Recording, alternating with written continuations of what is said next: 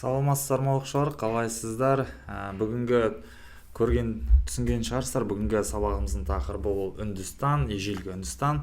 Жаңағы видео барысында біз Үндістан киносы, атақты киностудиясы Болливуд туралы видео көрсеткен едік. Енді бұл кинолар бізге қызық, прикольный болғанмен, Индияға, Үндістан үшін бұл өтетін кино болып саналады.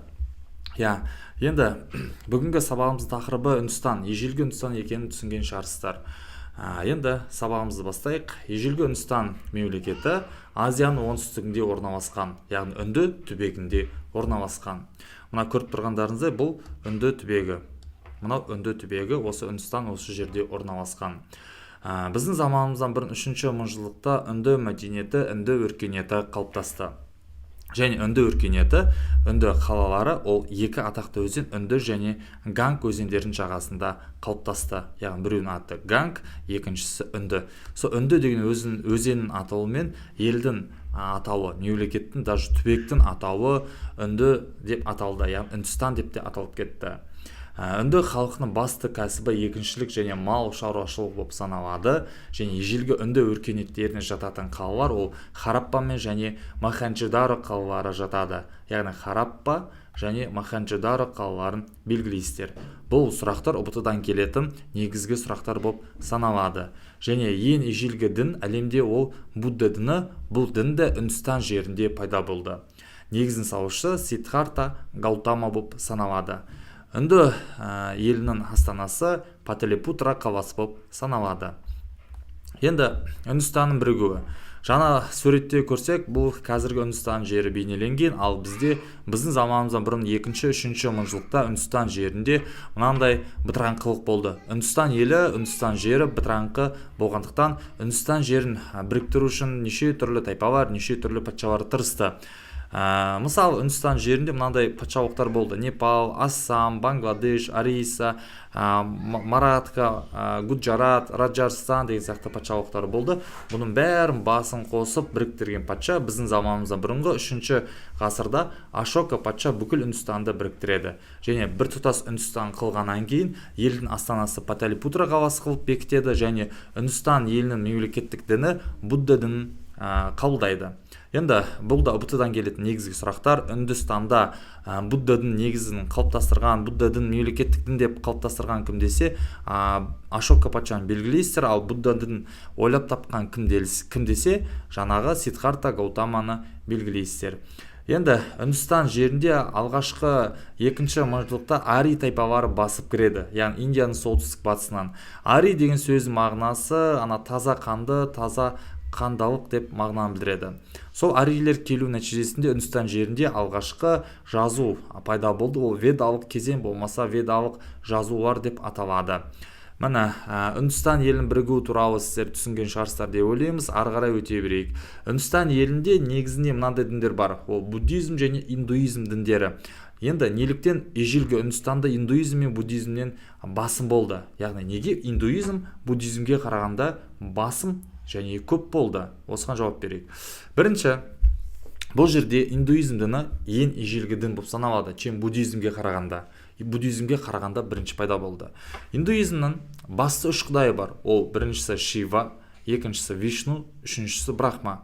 Енді Индия киноларда көретін шығарсыздар, бастарына қызыл точка бояп қойып жүреді ғой, Шива сақтасын, Вишнуға сыйынайық, Брахма сақтасын деп айтады ғой өздерін. Әлі күнге дейін осы Үндістан елінің 97% осы индуизм дініне сенеді екен. Енді Шива деген құдай ол қиратушы, бұзушы құдай болып саналады, ал бізде Вишну құдай сақтаушы құдай болып саналады, ал Брахма құдай қайта құрушы және әлемді жаратушы құдай болып саналады екен. Енді қараңыздар, ол раваттан сейді, о Вишну құдай мені құдай сақтасын, мен ұбт-дан жақсы бал алайын, Вишну құдай деп несейді Вишнуға сыйынады екен. Енді бұл жерде индуизм діні көп құдайлыққа үйретсе, буддизм діні бір құдайлыққа үйретті. Енді құдайлар түсінікті болса, Үндістан елінде касталар, яғни варналар бар. Бұлар әлеуметтік тобы варналарға, яғни касталарға бөлінген. Бұл да бұтыдан келетін ең көп сұрақтардың бірі. Үндістанда неше каста бар десе, 4 каста бар. Енді әлемді жаратушы жаңа біз айтып едік қой, индуизм діні бойынша ол брахма құдай болып саналғандықтан, бүкіл касталар, әлеуметтік топтар өздерінің шығу тегі бойынша осы брахма құдайдан шықтық деп есептейді. Мысалы, бірінші сатыда тұрғандар ол брахмандар, олар абыздар болса, осы абыздар олар брахма құдайдың басынан или аузынан жаралдық деп есептейді. Екінші каста ол бізде жауынгерлер, яғни олар өздерін кшатри деп атайды. Кшатри кастасы олар брахма құдайдың қолынан, шынтағынан жаралдық деп есептейді. Бұдан бөлек кшатриге тек қана әскери адамдар ғана емес, әкімдер де жатады. Үшінші шаруалар, яғни оларды вайшилер деп атаймыз. Вайшилер олар брахма құдайлардың жамбас сүйегінен жаралдық деп есептейді. Көп еңбек етсін деген ниетпен малшылар мен егіншілер осы вайшилер деп аталады. Және төртінші каста ол шудра деп аталады. Яғни шудра ол қызметші деген мағынаны білдіреді. Яғни шудра кастасы брахма құдайдың табанынан жаралды деп есептейді. Себебі шамда жүрсін, қызмет етсін деген ниетпен жаратылды. Мына қараңыздар, біз жаңа айтқандай, бүкіл Индиядағы 4 каста, яғни варна, орысша айтқанда, не істеді? Жаңағы брахма құдайдан жаралды. Брахма құдайдың аузынан жаңағы абыздар, брахмандар жаралды. Брахма құдайдың қолынан, шынтағынан кшатрилер, әскер адамдар мен әкімдер жаралса, брахма құдайдың жамбас сүйегінен малшылар мен егіншілер жаралды. Брахма құдайдың табанынан бізде шудралар, яғни қызметшілер жаратылды.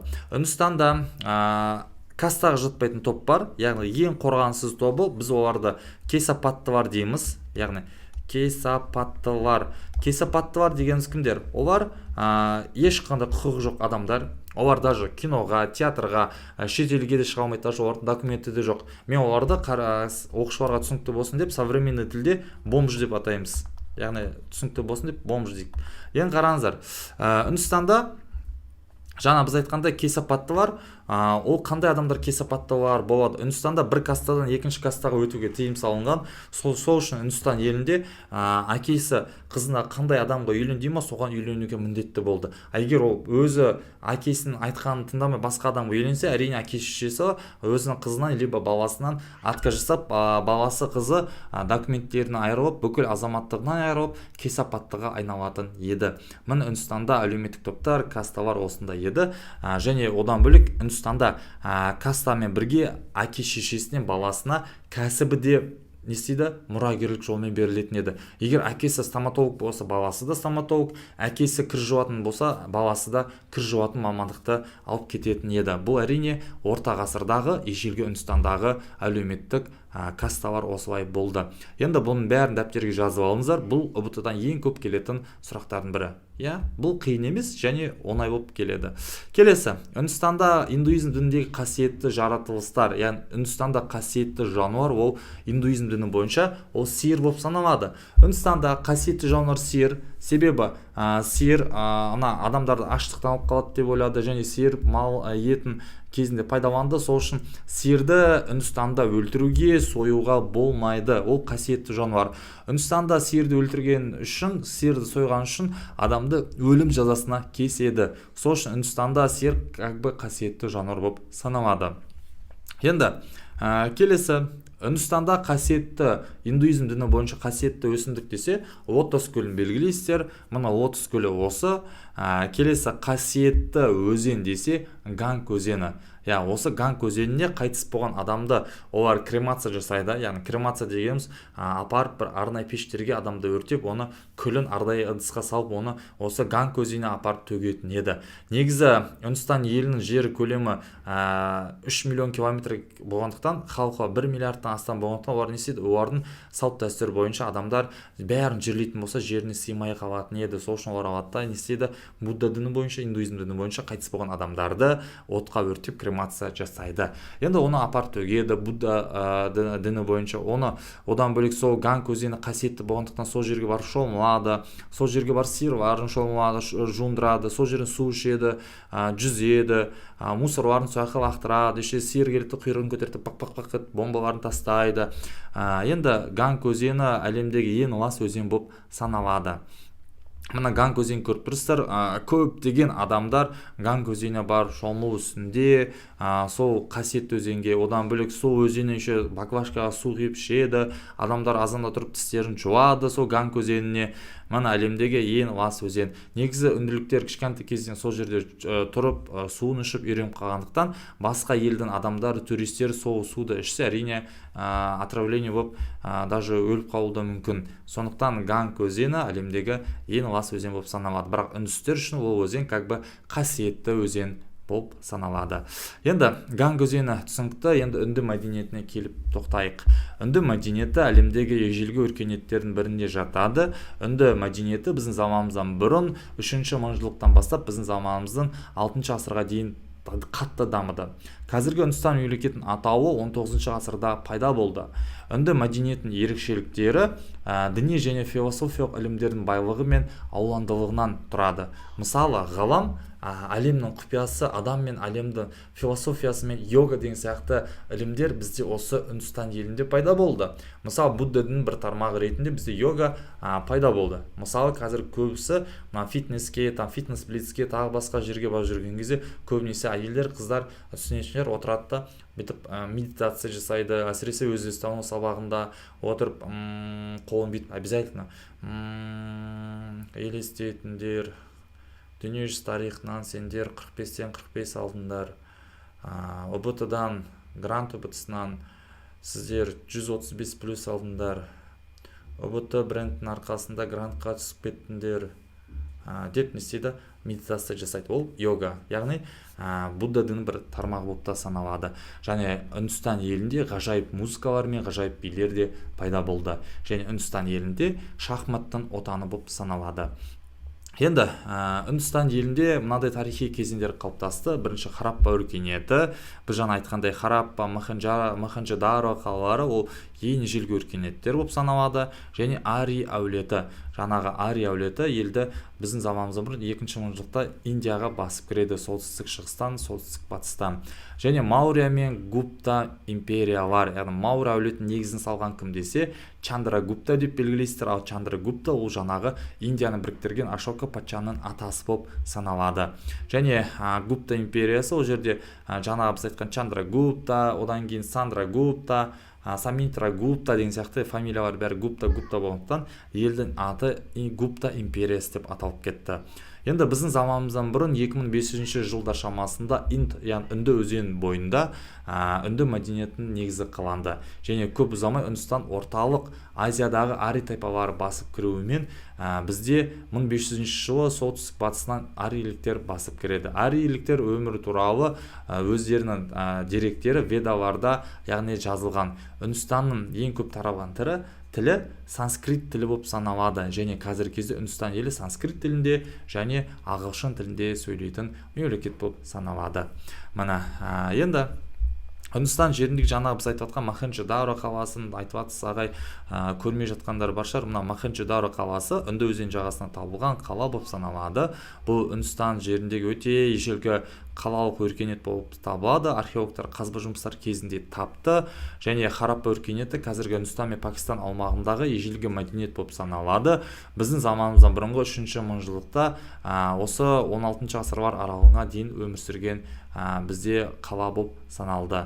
Пакистандағы Мултан облысы Рави өзенінің ескі арнасында Хараппа атына байланысты Хараппа өркениеті деп аталады. Кейде оны үнді мәдениеті или Инд мәдениеті деп те атайды дейді. Мына осындай Мохенджо-Даро мәдениеті қаласы. Келесі бізде жаңағы үнділерде касталардың маңызды рөл алатынын түсіндік. Әр қоғамда үнділіктерде өздерінің 4 кастасы болды. Жаңа біз айтқандай брахмандар, абыздар болып саналды, кшатрилер бізде әскери адамдар, вайшилер бізде малшылар мен егіншілер, шудра бізде қызметшілер болып саналады. Сондықтан бұларды тоже дәптерге жазып алыңыздар. Абыз, әскер, сосын әкім болып саналады кейде, және бұл жерде шаруа қысқаша, және мынау қызметші болып саналады. Мына осындай керемет дүние. Енді ежелгі дүниеден Үндістаннан ең көп келетін сұрақ осы касталар болып саналады. Үнділердің бірінші діні ол Веда діні болып саналады. Жаңа Веда діні одан бөлек полиэтеистік діндер, жаңағы Үндістандағы индуизм діні, одан кейін Будда діні болып саналады. Мысалы Индияда Индра деп аталатын найзағай құдайы болды, Индра. Және Сурия деп аталатын күн құдайы болды. Әрине бұндай нәрселерді мектеп оқулықтарында айтпайды, жазылмаған. Және Агни деп аталатын от құдайы болды. Осы Агни деген сөз, огонь деген сөз осы Агни деген құдайдың атымен шыққан. Мына осындай қызықты деректерді сіздер бүгін біздің курс арқасында біліп отырсыздар. Келесі, Үндістан жеріндегі жаңағы Брахма, Вишну, Шива деген сияқты құдайлар көріп тұрмыз. Жаңа біз айтқандай құдайлардың бәрімен таныстық. Енді Үндістан жеріндегі Маурия империясына тоқталайық. Маурия империясы негізі Ашока патша кезінде өте қатты гүлденді. Маурия империясын негізін салған осы жаңағы Чандрагупта болып саналады. Енді ежелгі Үндістандағы сәулет өнері біздің заманымыздан бұрын 3-ші ғасырда осы буддалық, индуизмдік діндерге ұқсас болып келеді. Бірнеше қабаттық тауларда, жартастарда үйлер болмаса ғибадатханалар салатын болды. Және Будда ғибадатханасын пагода деп атайды. Енді ежелгі үнділердің өнерлеріне тоқталайық. Шива ғибадатханасы көрпірістер өте биік және алтын стампха мұнарасы. Бұл мұнара 500 килограмм алтыннан жасалынған, таза алтыннан. Бұны күніге охранять етіп отыратын охранниктері бар. Әйтпесе бұл мүсінді несеп кетеді, кесіп алып кетеді. 500 килограмм алтын. Тече, оңай дейсіңдер ма? Кеттік келесі. Гупта мемлекеті. Гупта мемлекетінің негізін салушы ол Маурия әулеті болып саналады. Негізін салушы жаңағы Чандрагупта деп айтып едім. Ашока патша Маурия әулетінен шыққан. ұбт-дан келетін сұрақтардың бірі, Ашока патша қай әулеттен шықты десе, Маурия әулетінен шықты деп айтасыздар. Ол Чандрагуптан немересі болып келеді. Сиддхартха Гаутама ханзада Будда негізін салушы болып саналады. Енді Сиддхартха Гаутама туралы бір қызық әңгіме айтып өтейін. Сиддхартха Гаутама үнді ханзадасы болып саналады. 17 жасына дейін бүкіл дворецтегі ақсүйектер, уәзірлер Гаутамаға кірген кезде күшті көңіл күймен кірген. Нәтижесінде әке шешесі оған бір розовый очки, либо болмаса қиял ғажайып әлемді қалыптастырып береді балаға. 17 жасына дейін бала ойлады, типа бүкіл әлем идеальный, бәрі күшті, ешкімге зорлық зомбылық көрсетпейді, ешкімге өтірік айтпайды деген сияқты. И нәтижесінде 18-ге толған кезде Сиддхартха Гаутама өзінің сарайына шығып шынайы өмірді көрген кезде ол өмірден түңіліп депрессия болып кетеді, яғни депрессия болып кетеді. Ол не істейді? Шынайы өмірді көреді, адамдар бір-бірін алдап жатқанын көреді, ұрып соғып, бір-бірін заттарын ұрлап жатқанын көреді, өтірік айтып жатқанын көреді. Соның бәрін көрген Сиддхартха Гаутама бұл өмірден түңіліп не істейді? Гималай тауына қашып кетеді. Сөйтіп сол жерде Сиддхартха Гаутама ұзақ ойланып, медитация жасап, жаңағыдай йогамен бүйтіп не істейді? Өзінің алғашқы әлемдегі діннің бірі Будда дінін ойлап табады. Мына осындай қызықты деректер. Келесі, Будда діні. Будда дінінің негізін салушы ханзада Сиддхартха Гаутама болып саналады. Будда дінінің қасиетті кітабы Трипитака. Бұны көбінесе білмей жатамыз. Осы моментті пайдалана отырып, ислам дінінің қасиетті кітабы Құран кәрім екенін айтып өтейін. Христиан дінінің қасиетті кітабы Библия, ал Будданың қасиетті кітабы Трипитака. Неге үшеуін айттым? Себебі бұл үш дін әлемдік ең көп таралған үш дін болып саналады. Және осы Будда дінінің негізгі мәні нирванаға жету болып саналады. Яғни нирвана деген сөз мағынасы ол рахат өмір деген мағынаны білдіреді. Ең қараңыздар, нирвана дегеніміз не? Мысалы, әр адамның бір өзінің бір рахат өмірі бар. Мысалы, қазақтардың рахат өмірі үйде жатып, дым істемей жатсан, кредит болмаса, Каспий голдына ай сайын миллион теңге түсіп тұрса, Алматыдан 10 квартира, Шымкентте 10 квартира, Астанада 10 квартира болып әрқайсысын аренда беріп қойсан, мына қазақтың нағыз алтын, яғни рахат өмірі деген сол еще астында 570 болса деген сияқты. Мына бірақ индиялықтардың рахат өмірі басқаша еді. Олардың рахат өмірі жаңағы медитация арқылы, йога арқылы адамдар өздерінің рахат өміріне жету керек еді. Бұл Будда дінінің негізгі мәні еді. Келесі, біз сабақты аяқтамас бұрын Индиядағы бір атақты бір дастандарды айтып өтейін. Екі дастаны бар. Бұл да ұбт-дан келеді. Ол біріншісі ол Махаб Қарата дастаны. Жаңағы Махаб Қарата дастаны. Бұл дастан қазір айтамын не екен. Екіншісі Рамаяна дастаны. Рамаяна дастаны. Енді бұл жерде махаббат дастаны қайсы десе, көп оқушылар алады Махаб Қарата дастаны махаббат деген сөзге ұқсайды дейді да. Махаб Қаратаны белгілеп тастайды. Негізі Махаб Қарата дастаны ол екі тайпаның күресі туралы, яғни екі тайпа күреседі Индияда. Ежелгі Индияның тарихы бұл жерде. Ол жерде жаңағы пандавтар мен кауравтар соғысады. Осы екі тайпаның тарихы туралы. Одан бөлек осы жерде еще үйсіндер туралы айтылады. Негізі ол Қазақстан тарихы тоже айтылатын мәліметтер. Келесі Рамаяна дастаны, ол бізде махаббат дастаны. Ол жерде мына махаббат дастаны болғандықтан бұл жерде екі ол Рама деген жігітпен және Сита деген қыздың махаббаты туралы. Яғни Сита красавица болған соншалықты Ситаны маймыл тектес жабайы адам алып қашып кетеді. Нәтижесінде Рама оны іздейді, Алматыдан іздейді, жоқ, Шымкенттен іздейді, жоқ.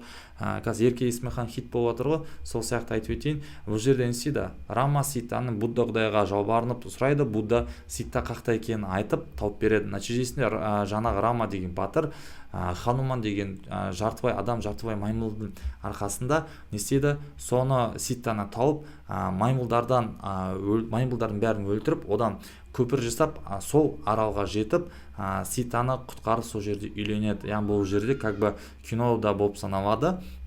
Бұл аңыз, яғни Махаб Қарата және Рамаяна дастаны Үндістандағы ең көп таралған аңыз және дастан болып саналады. Бұл туралы кинолар бар.